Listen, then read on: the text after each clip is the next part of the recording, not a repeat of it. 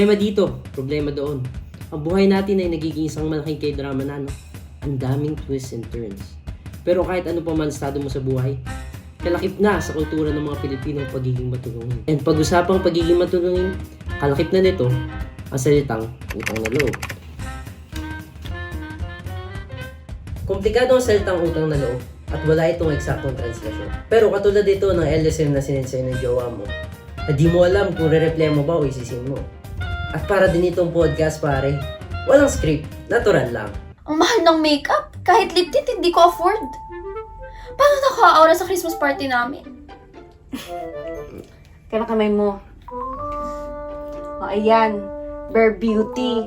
Lipstick. O, ito din, sabon.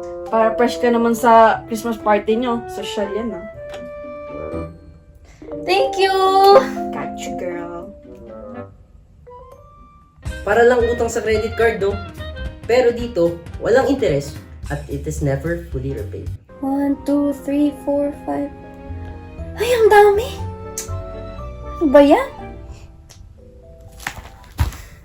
Hindi rin ito nababayaran ng mga cash o mga material na bagay.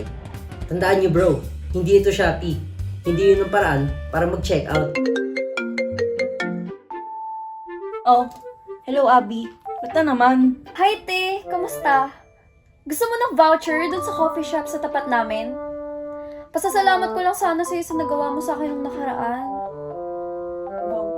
Voucher. Kapalit nung lip tint na binigay ko sa'yo? Tsaka yung sabon? Na sosyal, te. Gusto mo ba sampahan kita ng kaso? The audacity, ah. Hindi rin ito dapat sinisingil. At hindi ka rin pwede magdemanda. Hindi yan tatalob sa korte, no? Utang na loob naman. Hala, wag naman. Ano bang magagawa ko? Ganito na lang. Di ba best friend mo yung crush ko?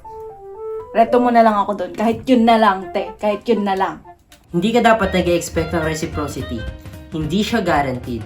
Katulad ng mga good morning text mo na hindi ka naman re-replyan.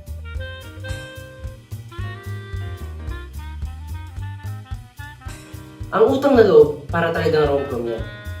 Minsan nakakatuwa, minsan nakakahiya.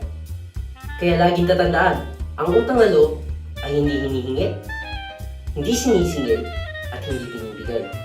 Ang utang na loob, isa siyang form ng pagmamalasakit, and it comes from both ends.